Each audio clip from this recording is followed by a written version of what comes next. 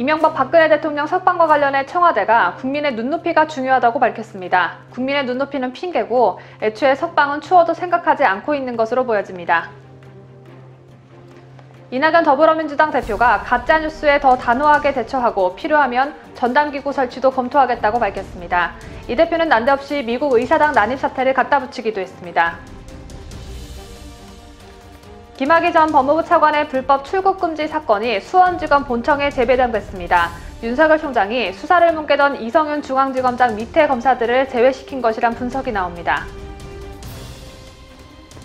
곽상도 국민의힘당 의원이 김학의 전 차관의 긴급 출국 금지 과정에 청와대 민정수석실이 광범위하게 연루됐을 가능성이 높다고 말했습니다. 이 의혹이 짙어진다면 청와대도 수사 대상에 오르게 됩니다. 국가기관 뉴스통신사 연합뉴스가 타 언론사와는 달리 우리 군을 향한 북한의 막말은 쏙 빼고 보도한다는 지적이 나오고 있습니다. 메르켈 독일 총리 등 세계 각국 지도자들이 트위터와 페이스북 등 빅테크의 트럼프 미국 대통령 계정 폐쇄 조치를 맹비난했습니다. 어느 나라에 누가 비난 대열에 합류했는지 잠시 후 상세히 보도합니다. 이 밖에도 다양한 소식이 준비되어 있습니다. 세계 각국에서 애청해주고 계신 구독자 여러분, 그리고 오늘 저희 채널을 처음 방문하신 시청자 여러분과 함께 1월 14일 뉴스데일리 베스트 힘차게 출발합니다.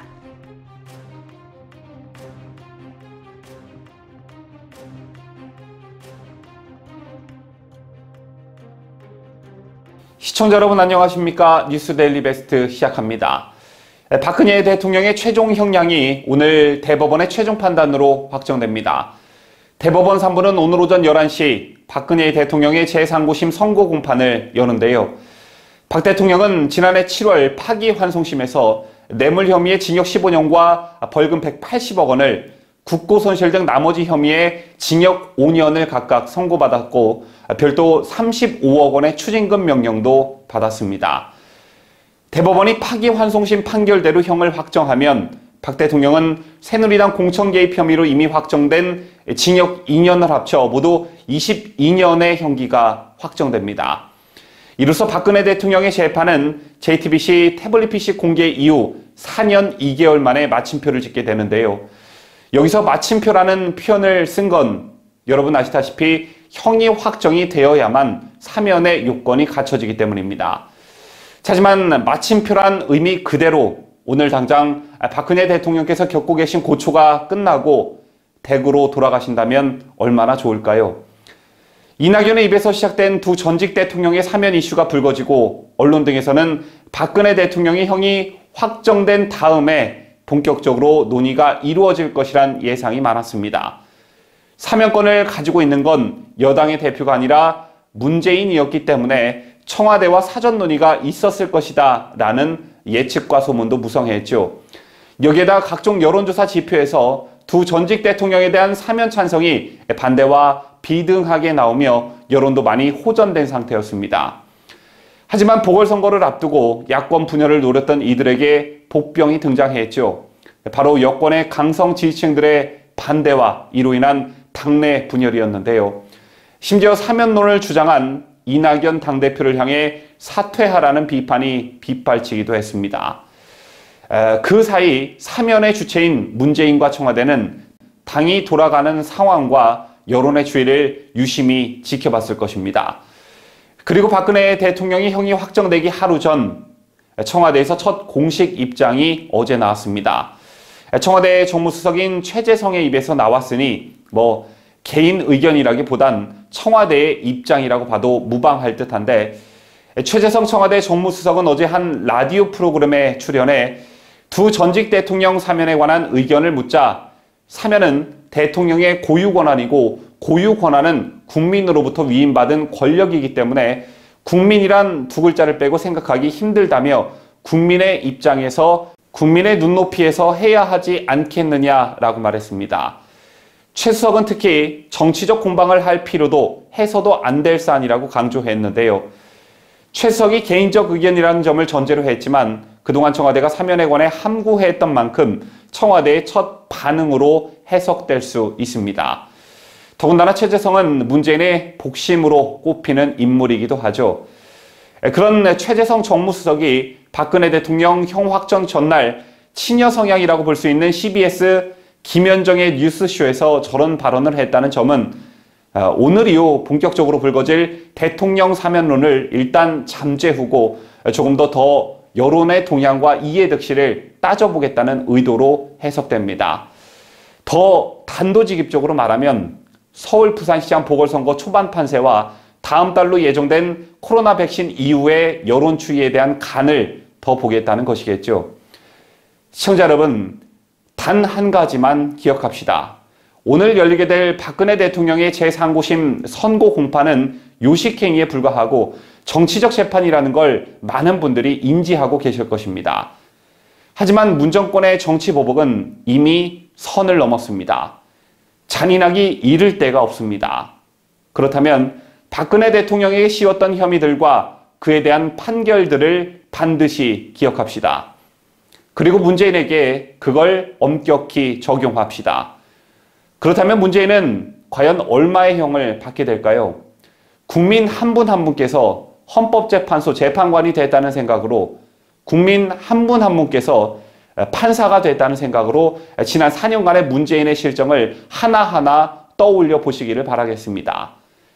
청와대 울산시장 선거 개입은 몇 년형인지, 월성 1호기 경제성 조작 의혹은 몇 년형인지, 라임 옵티머스 의혹에 청와대 행정관이 연루됐고 여권 인사 관련설도 파다한데 이건 또 어떻게 되는 건지, 추미애를 내세운 검찰개혁이란 미명 아래 얼마나 큰 위법과 조작, 직권남용을 행사했는지, 또 북한 김정은을 끌어들여 평화쇼를 하기 위해 뭘 가져다 바쳤는지 등등 나열하기도 벅찬 문재인의 실정을 국민 여러분 잘 기억하셨다가 코로나가 종식되는 그날 광화문에 모여 이게 나라냐며 문재인 탄핵, 문재인 하야, 문재인 구속을 외칩시다.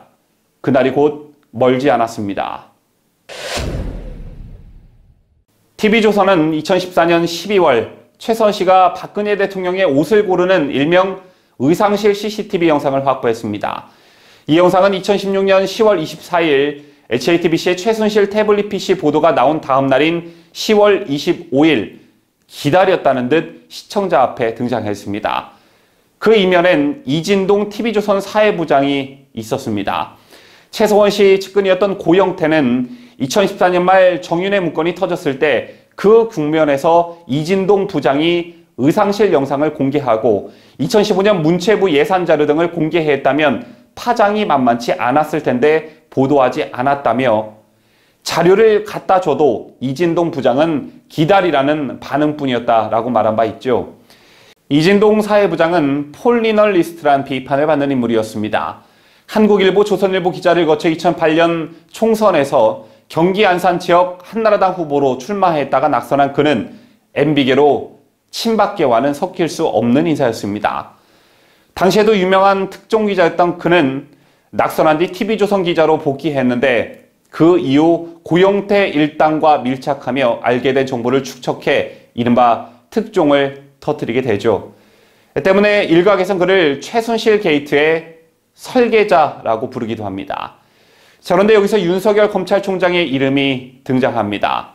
여러분 잘 알고 계시는 우종창 기자는 윤 총장이 이진동 기자의 국정농단 보도를 사주했다라고 주장했는데요. 앞서 잠깐 설명드렸지만 이진동 전 기자는 자신의 저서에서 최서원 씨가 등장하는 CCTV의 방송 사용 가능 여부를 검사 A씨에게 조언을 받았다고 썼습니다. 여기서 말하는 A씨가 바로 윤 총장이라고 우종창 기자는 주장했고, 이에 이진동 기자는 2019년 5월 우종창 기자와 정규재 펜앤드마이크 대표 등이 방송에서 이 전 기자가 박근혜 대통령을 탄핵하려는 윤 총장 지시와 조정을 받아 허위 사실을 보도했다고 해 자신의 명예를 훼손했다며 이들을 상대로 2억 원의 손해배상 소송을 냈습니다. 이 소송에서 결국 윤석열 검찰총장이 증인으로 채택이 됐는데요. 최근 재판부는 윤 총장을 증인으로 채택하되 서면 증언을 받기로 결정했고, 지난달 2일 윤 총장에게 서면 증언 요구서를 발송했습니다. 서면 증서엔 2016년 이진동 전 기자를 알았거나 만난 사실이 있는지, 최서원 씨 모습이 촬영된 CCTV 보도에 관해 법률 자문을 했는지, 이진동 전 기자의 취재 내용을 한겨레 신문 기자에게 건네준 사실이 있는지 등의 질문이 담겼습니다. 하지만 이 같은 재판부의 질의에 윤석열 총장은 지난달 23일 그런 사실이 없다고 의혹을 전면 부인하는 서면 증언을 제출한 것으로 알려졌습니다. 이진동 전 TV조선 기자도 날조된 음모론이라며 강하게 반발한 것으로 알려졌는데요. 반면 우종찬 기자는 윤 총장 답변에 대해 납득할 수가 없다며 재판부에 윤 총장을 법정에 불러 신문해야 한다고 요청할 것이고 증인도 추가 신청할 계획이라고 밝혔습니다. 광우병에 걸린 미국산 소고기를 먹으면 뇌에 구멍이 송송 뚫린다던가 사드 전자파에 몸이 튀겨질 것 같다던가 이런 선전선동 여러분 모두 기억하실 겁니다. 저런 허무맹랑한 주장을 누가 믿겠냐 하시겠지만 이런 선전선동을 믿고 광화문에 촛불을 들고 모인 사람들이 있는 걸 보면 얼마나 우리 사회가 허위사실과 선전선동에 취약한 사회인지 알 수가 있는데요. 여당인 더불어민주당과 친여시민단체들이 조기 폐쇄된 월성 1호기의 경제성 평가 조작 의혹에 대해 또 다른 대국민 기만극을 시도하고 있습니다. 핵심 내용인 즉슨 방사성 물질 유출 문제 등이 심각한 월성 원전의 조기 폐쇄가 정당하다는 건데요. 얼마나 허무맹랑한 주장이었는지 전문가들은 물론 심지어 문정부에서 임명한 정재훈 한수원 사장까지 이 같은 주장을 한 이낙연에게 직격탄을 날렸습니다. 관련 소식 강추천 기자가 보도합니다. 이낙연 대표는 지난 11일 최고위원회의에서 이미 7년 전부터 제기된 삼중 수소 유출 의혹이 왜 규명되지 못했는지 누군가의 은폐가 있었는지 등을 명백히 밝혀야 한다고 말했습니다. 김태년 민주당 원내대표도 12일 원내대책회의에서 월성원전 부지지하수가 삼중 수소에 오염된 것으로 드러났다며 국회 차원의 조사 필요성을 면밀하게 검토하겠다고 말했습니다. 그 뒤 정재훈 한수원 사장은 연이틀째 이낙연 대표의 삼중 수소 유출 의혹 제기에 정면 반발하고 있습니다. 정 사장은 지난 11일 자신의 페이스북에서 팩트와 과학적 증거에 기반하지 않고 극소수의 운동가가 주장한 무책임한 내용이 비교 기준을 흐리는 식으로 확산되는 일은 없어야 한다며 삼중 수소 유출은 없었다고 단언했습니다.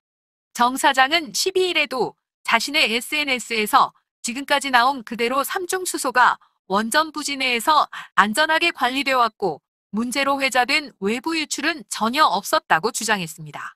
한수원 노조도 성명서를 발표하고 여당이 검찰의 월성 1호기 경제성 조작 의혹 수사를 피하고자 정치적 물타기를 하는 것으로 의심된다고 지적했습니다. 문재인 정부가 월성 원전 조기 폐쇄 과정에서 행한 오류와 조작을 은폐하고자 한수원을 공격하고 있다는 불만을 고스란히 드러낸 것입니다.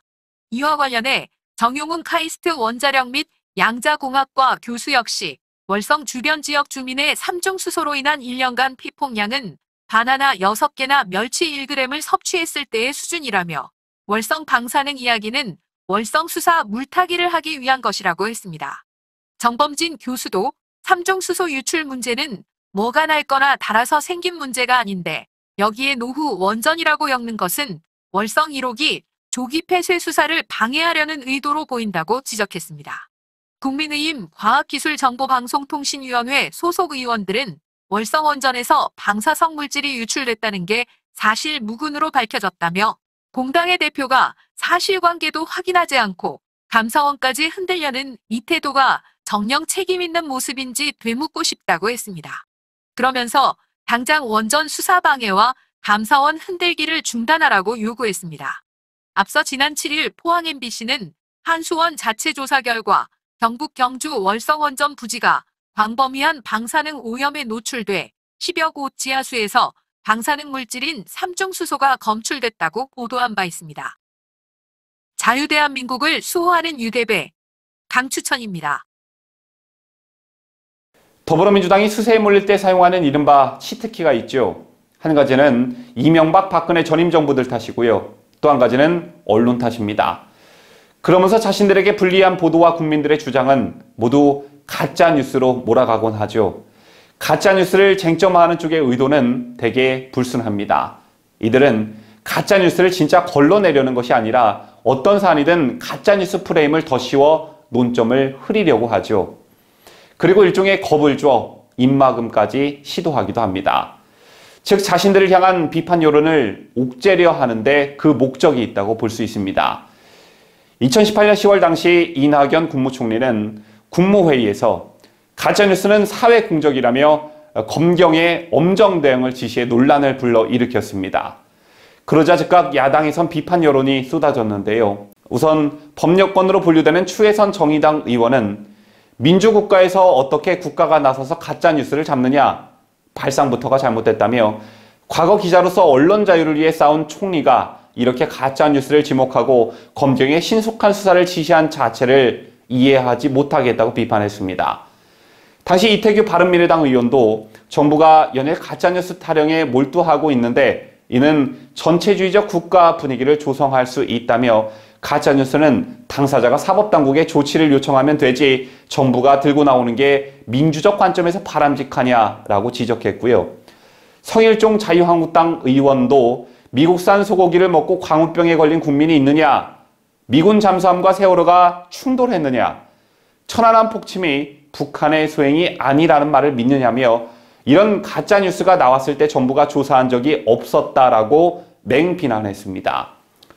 그리고 이낙연이 국무총리에서 내려오고 더불어민주당 당대표가 된 요즘 또 가짜뉴스를 잡겠다며 뭘 이것저것 만든다고 나서고 있습니다.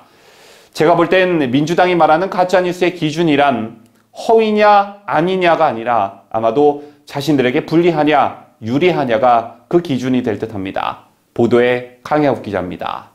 더불어민주당 이낙연 대표는 13일 당 차원에서 가짜뉴스에 더 단호하게 대처하고 필요하면 전담기구 설치도 검토하겠다고 밝혔습니다. 이 대표는 최고위원회의에서 미국 의사당 난입 시위를 거들먹거리며 터무니없는 가짜뉴스를 믿고 선동에 휘둘리면 견고해 보이던 민주주의도 한순간에 흔들릴 수 있다는 것을 확인했다며 미국에 대해서 지가 좀 뭔가 아는 듯 말했습니다. 민주당은 당내 허위조작 정보 신고센터 활성화 방안을 추진하는 한편 필요시 전담기구 설치를 포함한 추가 조치를 모색할 예정입니다. 이 대표는 우리나라에도 가짜뉴스와 조작 정보로 사회의 혼란과 불신을 가중하고 특정인의 명예에 지울 수 없는 상처를 주는 일이 기승을 부리고 있다며 민주주의의 기반을 무너뜨리는 반사회적 문제로 용납할 수 없다고 말했습니다. 이 대표는 관련 입법도 2월 임시국회에서 마무리하겠다고 예고했습니다. 이와 관련 민주당 미디어 언론 상생 TF는 윤영찬, 김영호 의원이 대표 발의한 두 건의 법안을 논의 중이라고 설명했습니다.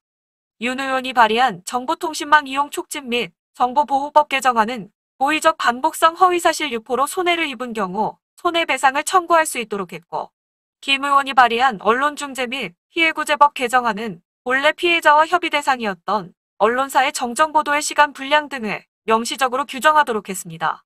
중국처럼 언론을 통제하는 세상이 우리나라에도 곧 찾아올 듯합니다. 자유대한민국을 수호하는 뉴스데일리 베스트 강혜국입니다. 김학의 전 법무부 차관의 출국금지 과정에서 서류가 조작됐다는 의혹과 관련해 법무부는 김 전 차관의 출국을 막기 위해 불가피한 조치였다고 해명하고 있습니다. 이 같은 법무부의 당시 사정이 불가피했다는 해명에 정유미 부천지청 부장검사는 그런 짓을 했다가 적발되면 검사 생명이 끝난다고 했고 김태규 부산지법 부장판사는 미친 짓이라고 강하게 비난하며 수사를 촉구했습니다.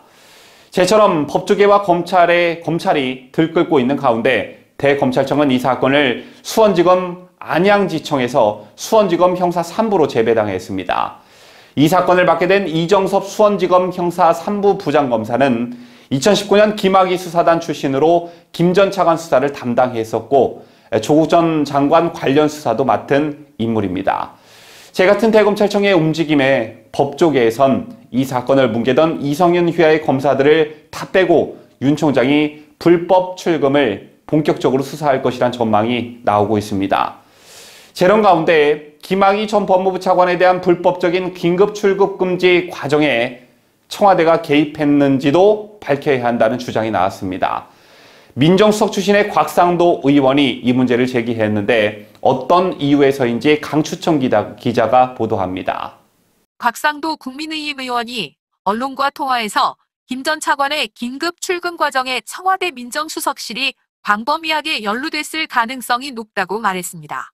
그러면서 긴급 출금을 주도한 당시 이규원 검찰 과거사위 진상조사단 소속검사와 이광철 청와대 민정수석실 선임행정관의 친분을 근거로 들었는데요. 곽상도 의원은 이규원 검사와 이광철 비서관은 사법연수원 동기로 변호사가 된 뒤 같은 법무법인에서 활동하는 등 친분이 깊다며 긴급 출근뿐 아니라 김학의 사건을 증폭하는 데 이광철, 이규원 라인이 작동했을 여러 정황이 있다고 말했습니다. 곽상도 의원은 법무부가 2019년 3월 23일 새벽 김 전 차관에 대한 긴급 출금 조치를 취하기 전인 같은 달 14일 이광철 비서관이 옛 청와대 민정수석실 동료였던 윤규근 당시 총경과 나눈 텔레그램 대화를 지목했습니다. 해당 대화가 있었던 당일 당시 민감용 경찰청장은 국회 행정안전위에 출석해 2013년 김 전 차관에 대한 경찰 수사 결과 등을 설명했습니다. 이에 윤 전 총경이 민감용 청장이 발언을 잘 하지 않았느냐고 하자 이 비서관은 김 전 차관 관련 발언을 좀 더 세게 했어야 했다고 답했다는 게 곽 의원의 주장입니다. 곽 의원은 두 사람이 텔레그램 대화를 나눈 4일 뒤 문재인 대통령이 김 전 차관에 대한 철저한 수사를 지시했다며 청와대에서 검찰개혁 이슈를 띄우기 위해 김 전 차관 사건을 이용한 측면이 있어 보인다고 말했습니다. 곽 의원은 또 이규원 검사가 당시 검찰 과거사위 산하 진상조사단에 파견된 과정도 석연치 않다고 지적했습니다. 진상조사단 파견 검사의 경우 대검에서 인사와 관련한 의견을 제시하고 이후 법무부가 승인하는 형식입니다. 그런데 당시 복수의 법무부와 대검 관계자에 따르면 당초 대검이 법무부에 보낸 파견 검사 명단에 이 검사의 이름은 빠져 있었다고 합니다. 이와 관련해 곽 의원은 이규원 검사 파견에 청와대가 압력을 행사한 것 아니냐고 의혹을 제기했습니다. 자유대한민국을 수호하는 유대배 강추천입니다. 아직 저희 채널을 구독하지 않으신 분 계시다면요. 구독 버튼 꼭 눌러주시고요. 알람 설정도 부탁드립니다.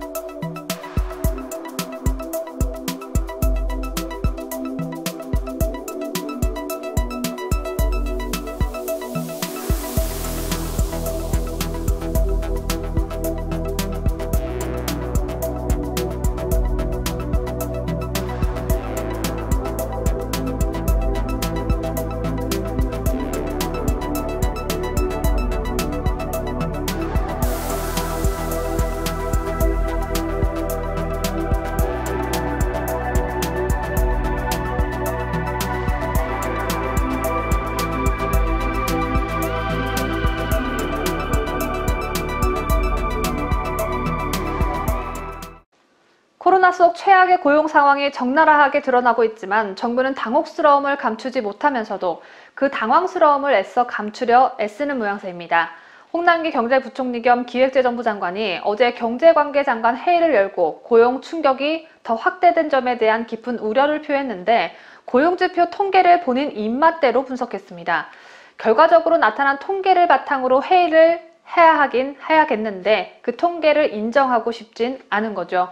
홍남기를 비롯한 경제관계 장관들의 황당한 해석, 강추천 기자가 보도합니다. 홍남기 부총리는 13일 페이스북을 통해 지난해 12월 고용 동향을 전하면서 사회적 거리두기 여파를 크게 입은 고용 취약계층의 아픔을 덜어드리는데 정책의 최우선 순위를 두겠다고 강조했습니다. 이어 아침 일찍 관계장관들과 녹실회의를 열어 고용 상황을 진단하고 대응 방향을 논의했다며 2020년 중 가장 큰 폭으로 감소한 고용지표의 절을 포함한 참석자들 모두의 마음이 매우 무거웠다고 전했습니다. 그러나 이날 관계장관회의 참석자들이 모여 내놓은 반응이 담긴 보도자료에는 코로나 발생 이전에 고용 증가로 인해 감소세가 더욱 커져 상황이 더욱 악화됐다는 황당한 해명이 들어가 있습니다. 기획재정부 녹실회의 보도자료에 따르면 이날 홍남기 부총리를 비롯해 장관급 참석자들은 회의에서 코로나 위기 발생 직전 2, 3개월간 상대적으로 높은 고용 증가세가 이번 고용 상황에 추가적으로 부담 요인으로 작용했다는 분석을 내놨습니다. 다시 말해 2019년 10월에서 2020년 2월 취업자 수가 40만 명 안팎으로 매달 늘어난 것이 현 고용 지표를 더 추락시키는 원인 중 하나라는 설명입니다. 그러나 딱 1년 전인 2020년 1월 13일에 기재부가 발표한 2019년 12월 고용 동향과 설명 자료를 들여다보면 이런 장관들 반응은 황당하기 짝이 없습니다. 2020년 1월 고용 지표가 역대급 호조를 보였을 때 홍남기는 고용 지표가 뚜렷한 개선 흐름을 보이기 시작했다며 고용의 양적 측면뿐만 아니라 질적 측면의 개선에 대한 흐름도 긍정적이라고 자화자찬했습니다. 2019년 12월 취업자 수 증가폭은 51만 6천 명을 기록했고 연간 취업자는 2,712만 3천 명으로 전년 대비 30만 1,000명 증가했습니다. 그러나 대다수 전문가들과 통계청조차 이는 고용한 8호 일자리 증가폭이 9만 7천 명에 그쳤던 2018년의 기저효과였다고 지적했습니다. 하지만 당시 기재부는 기저효과에 대해선 일절 언급하지 않았습니다. 상대적인 수치에 따라 결과에 큰 차이가 나타나는 현상을 언급해버리면 취업자가 증가한 긍정적 인식이 불식되는 것을 우려한 것입니다. 맨날 자화자찬이나 해대는 이 정부의 저는 경제 완화는 바라지도 않습니다만 통계 분석과 해석만큼은 양심적으로 하길 바랍니다. 뉴스데일리 베스트 강추천입니다. 더불어민주당이 전 국민을 대상으로 하는 4차 재난지원금 지급 방안을 내부적으로 논의 중인 것으로 알려졌습니다. 주동자는 대통령이라는 꿈을 가지고 있는 이낙연 당대표입니다. 작년 우리나라 국가 채무는 800조 원을 넘어섰고 3차 코로나 재난지원금 지급은 바로 어제 끝났죠. 지원금을 받은 우리 국민들 200~300만 원 가지고 그간 입은 피해를 충당하기엔 턱없이 부족해 아무런 소용이 없다는 의견이 쏟아지고 있지만 이낙연은 4차 지원금을 밀어붙이고 있습니다. 이낙연이 4차 지원금을 불이나게 추진하는 이유는 바로 석 달 앞으로 다가온 서울 부산시장 보궐선거 때문이라는 비난이 거세지고 있습니다. 이낙연을 향해 어떤 비판의 목소리가 나오고 있는지 강혜국 기자가 보도합니다. 13일 정치권에 따르면 더불어민주당은 이낙연 대표가 전국민 4차 재난지원금을 거론한 이후 이와 관련한 논의를 구체화하는 중입니다.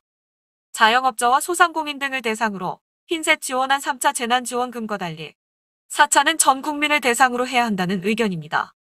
민주당 한 의원은 전 국민 지원금이 결정된다면 설날 전 지급은 예산 마련 등 일정상 어렵지만 2월 국회에서는 실제 결정해야 하는 것 아니냐는 말이 나온다고 설명했습니다. 설날 이후이자 4.7 보궐선거 전에 지급이 가능할 것이라는 말인과 동시에 선거용 돈 풀기가 아닐 수 없습니다. 이렇게 민주당 내에서 전 국민 지원금 논의가 활발하지만 정작 우리나라 재정 상태는 빨간불이 들어온 상황입니다.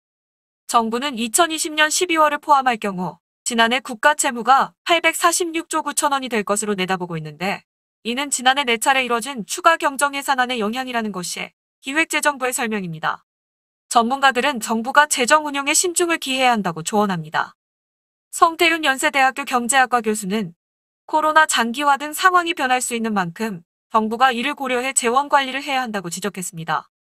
국민 세금을 마치 지네들 돈인 양 선심 쓰듯 써제끼는 더불어민주당에 부디 우리 국민들이 현혹되지 않길 바라는 뉴스데일리 베스트 강혜국입니다.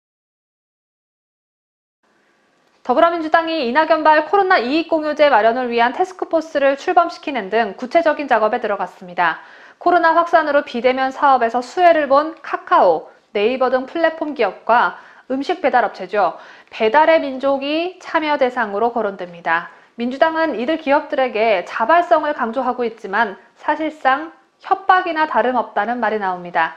또 코로나 상황이 끝나기도 전에 기업의 손부터 빌린다는 비판이 거세지고 있고 민주당 내부에서도 실효성이 없다는 부정적 의견이 팽배합니다. 이 소식은 김자유 기자가 준비했습니다. 더불어민주당은 13일 포스트 코로나 불평등 해소 TF를 출범시켰습니다. 코로나 이익공유제를 설계할 TF는 홍익표 정책위원회 의장이 단장을 맡았습니다.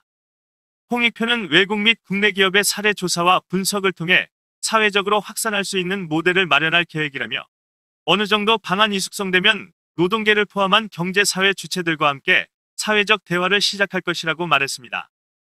방안이 마련되자마자 해당 기업인들을 불러 협박하겠다는 뜻으로 풀이됩니다.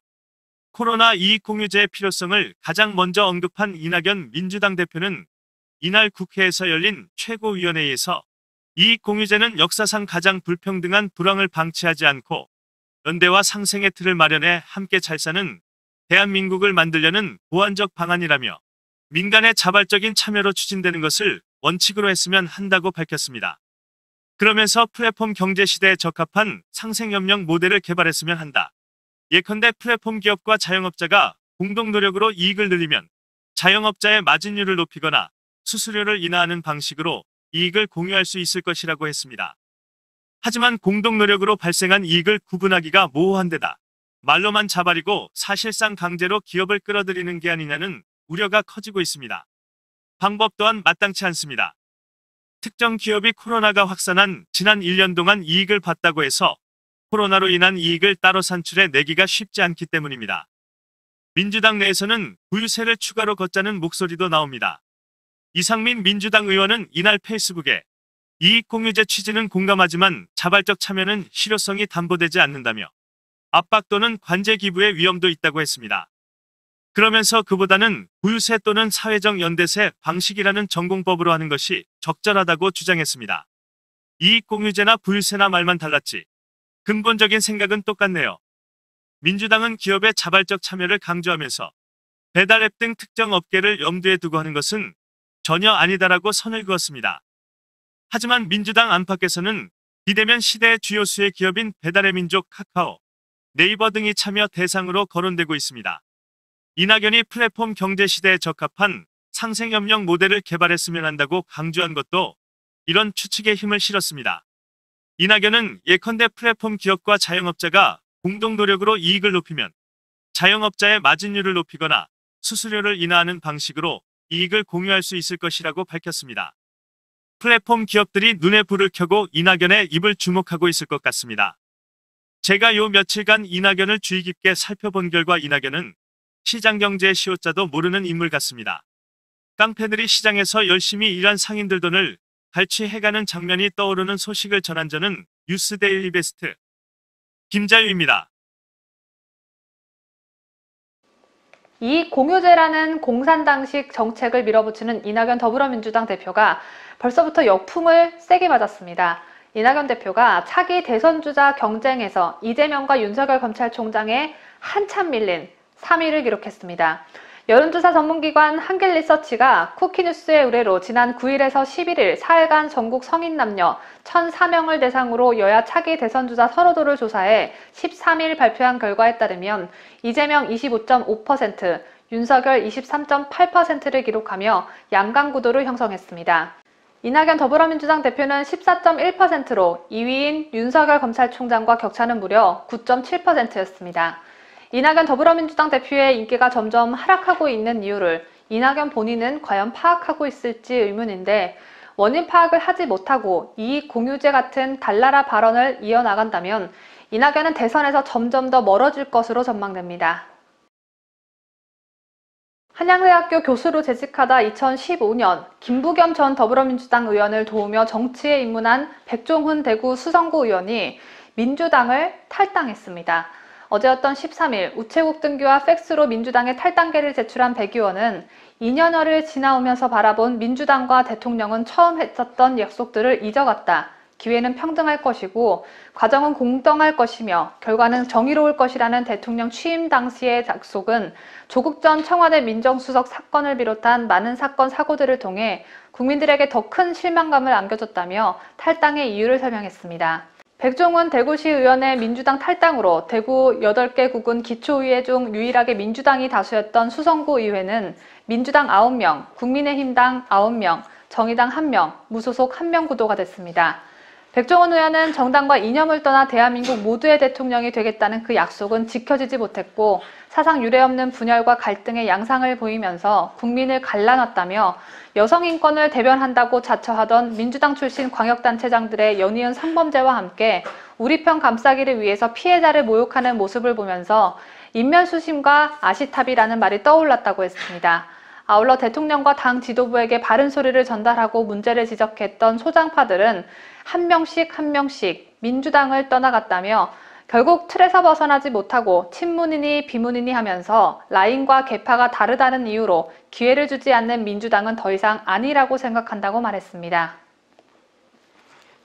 작년 4월 15일 21대 국회의원을 뽑는 총선이 끝나고 승리에 취해 있는 민주당을 충격에 휩싸이게 한 사건이 있었죠. 자, 바로 오거돈 부산시장의 못된 짓과 관련한 사퇴 기자회견이었는데요.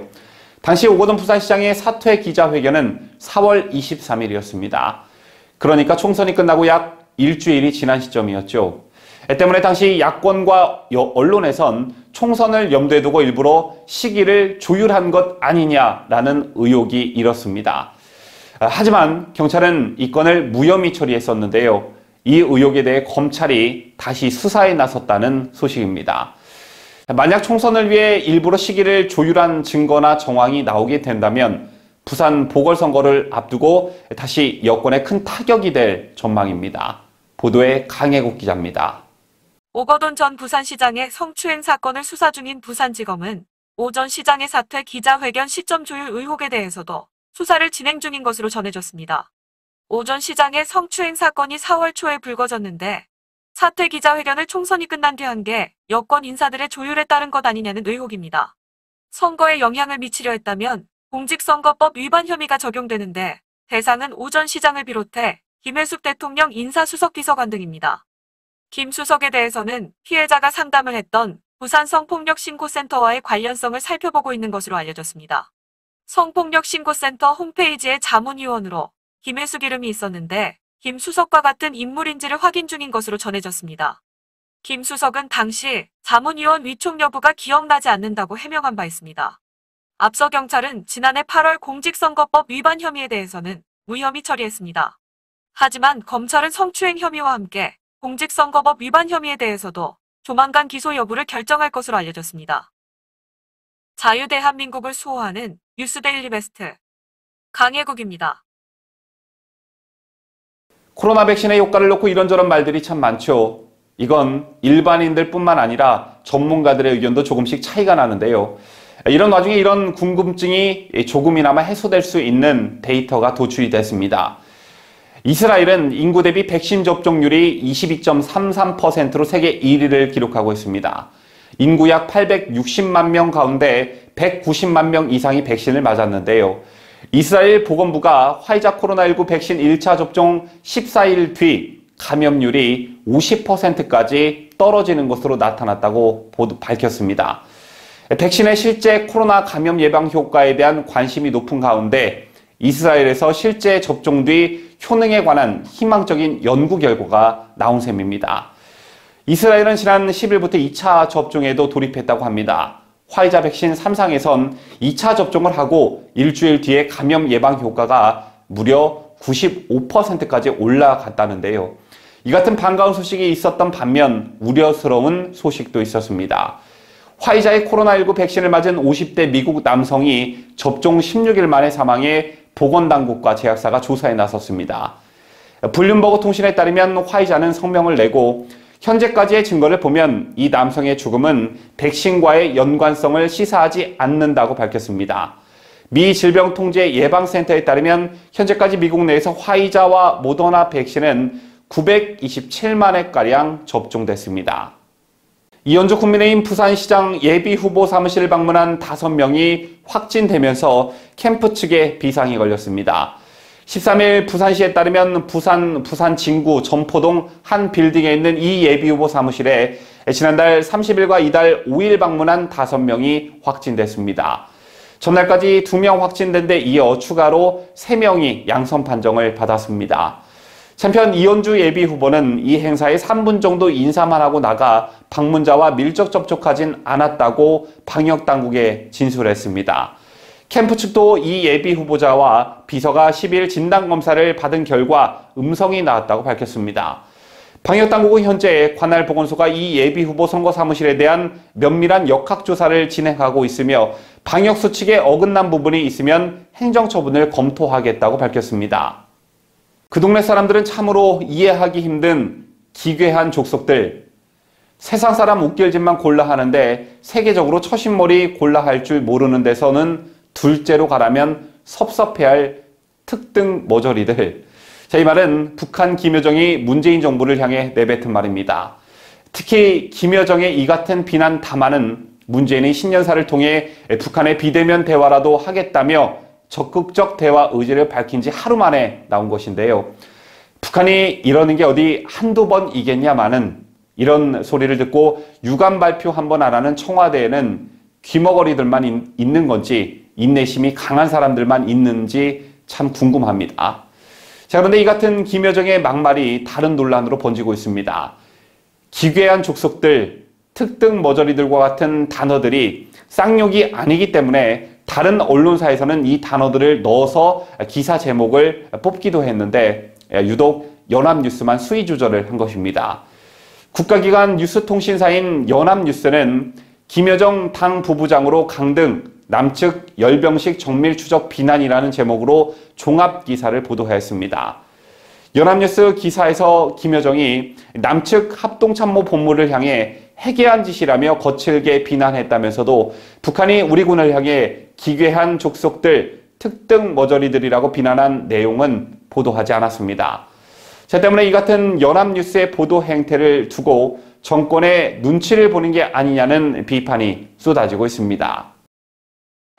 그 누구보다도 도덕적이어야 할 고위공직자 범죄수사처장 후보자의 비도덕적 문제가 계속해서 불거지고 있습니다.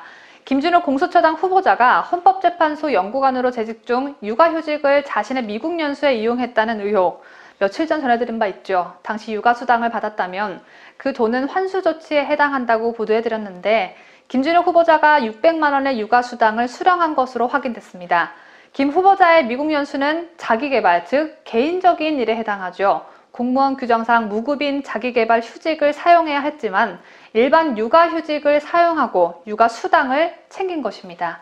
국회 법제사법위원회 소속 유상범 국민의힘당 의원이 헌법재판소로부터 제출받은 자료에 따르면 김 후보자는 2015년 7월 1일부터 같은 해 12월 31일까지 육아휴직 기간에 월 85만 원, 총 510만 원의 육아휴직 수당을 수령했습니다. 복직 후엔 6개월 이상 계속적으로 근무해 2016년 7월 육아휴직 수당 중 15%인 90만 원을 일시불로 추가 수령했습니다. 헌법재판소 공무원규칙 제45조의 5에 따르면 공무원은 5년 이상 재직 시 직무 관련 연구나 자기개발을 위해 자기개발 휴직이 가능하지만 자기개발 휴직은 무급입니다. 본인 개발을 하는데 나라 돈을 쓰면 당연히 안 되겠죠. 김준호 후보자는 2010년 1월부터 헌법재판소에 근무해 2015년 6월 자기개발 휴직 요건인 5년 이상 재직을 충족했음에도 육아휴직을 신청하고 미국에서 연수를 받았습니다.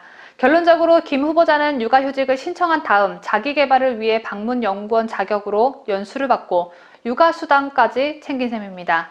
김준호 공수처장 인사청문 준비단 관계자는 문제가 없다는 입장으로 인사청문회 과정에서 소상히 설명하겠다고 밝혔습니다. 본인 공부를 위해 국민 세금을 사용한 내역이 고스란히 남아있는데 과연 납득이 가는 해명을 할 수 있을지 귀추가 주목됩니다. 지난해 발생했던 사건 중 우리가 절대 잊어서는 안 되는 사건이 있죠. 바로 북한에 피살된 공무원 사건입니다. 문재인 정부가 사살된 공무원을 월북자로 몰아세운 그 악마 같은 짓을 우리는 결코 잊어선 안 될 것입니다.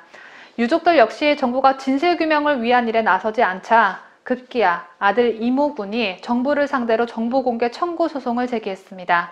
이군은 큰아버지 이 씨와 함께 13일 서울행정법원 앞에서 기자회견을 열고 벌써 4개월이라는 시간이 됐지만 진실규명은 고사하고 가족들의 알 권리마저 무시당하고 있는 상황이 너무 억울하다며 국가안보실장, 국방부 장관, 해양경찰청장을 상대로 정보공개 청구 소송을 제기한다고 밝혔습니다. 힘없는 어린 저는 무작정 믿고 기다렸지만 저는 작은 희망조차 꺾여 이 나라에 버림받은 기분입니다. 피살된 공무원 아들 이군은 그동안 큰아버지께서 청와대와 국방부, 해양경찰청을 상대로 확실한 증거를 보여달라고 외쳤지만 이미 언론에 공개된 부분들을 군사기밀 또는 수사 중인 내용이라는 이유로 거부했다며 북한 해역에서 피살된 사람이 제 아버지라는 사실을 저는 확인하지 못했다고 울분을 토했습니다. 그러면서 아버지의 시신도 없고 아버지의 음성도 없다면서 그렇게 당당하게 아버지의 죄명을 만들었던 이유를 저는 알고 싶고 당연히 알아야 한다고 덧붙였습니다. 이어 군경의 북방 한계선 경비 목적은 우리 국민이 NLL을 넘어가는 것도 북한에서 넘어오는 것도 막기 위함인데 아버지가 30시간 넘도록 표류하는 동안 군경은 발견하지 못한 해상 경계 실패에 책임이 있다며 북측 해역에서 발견됐다는 것을 알면서도 지켜만 보며 어떤 조치도 취하지 않아 사살당하게 만든 국방부, 청와대의 책임이 있지만 어린 저를 상대로 책임 회피를 위한 억울한 누명 씌우기에 바빴다고 비판했습니다. 또 세월호 참사의 피해자 학생들도 당시 고2였고 저도 고등학교 2학년 학생이다. 그들의 죽음에는 함께 고통을 나누셨던 대통령께서 억울하게 아버지를 잃은 저의 고통은 왜 외면하시는지 묻지 않을 수 없다며 아직도 저는 대통령님의 약속을 믿고 여전히 기다리고 있다고 했습니다. 세월호 해상사고로 목숨을 잃은 아이들에게 고맙다고 한 문재인은 북한 총격 사건으로 목숨을 잃은 공무원 아들의 억울함을 조속히 풀어주길 촉구하는 바입니다. 해리 해리스 주한 미국 대사가 우리 대한민국 국민들에게 작별의 메시지를 전했습니다. 2년 반의 임기를 마치고 다음 주에 한국을 떠나게 된 해리스 대사는 미국 대사로서의 임기가 끝나가고 있다며 자신의 트위터를 통해 고별 인사를 했습니다. 해리스 대사는 13일 한국에서 아내와 저의 삶은 정말 즐거웠다며 제가 여러 번 이야기했던 대로 미국 대사로 일하기에 한국보다 더 좋은 곳은 없으며 한국은 가장 좋은 친구이자 동맹이라고 밝혔습니다. 해리스 대사는 이 따뜻한 메시지와 함께 서울 중구 덕수궁 부근의 주한 미국 대사 관저인 하비브 하우스에 눈이 수북하게 쌓인 사진을 여러 장 올렸습니다. 해리스 대사의 이임은 미국 정권 교체에 따른 것입니다. 미 의회가 바이든 할아버지의 대선 승리를 공식 인증함에 따라 트럼프 대통령에 임명된 정무직 관료들은 자동으로 임기가 종료됩니다. 취임 기간 동안 해리스 대사는 주한미군 방위비 분담금 인상을 놓고 한미 양국 간의 마찰을 일면서 마음고생을 했습니다. 재작년에는 반미 성향의 좌파 단체 대진년 애들이 대사관저에 몰래 침입해 주한미군은 철수하라며 기습 시위를 벌이기도 했습니다. 정신 나간 애들 때문에 온갖 고초는 다 겪어야 했던 해리스 대사는 오는 19일 한미동맹 재단과 주한미군 전우회가 주최하는 화상 한미동맹 포럼상에 참석해 그간의 소회를 밝힐 예정입니다.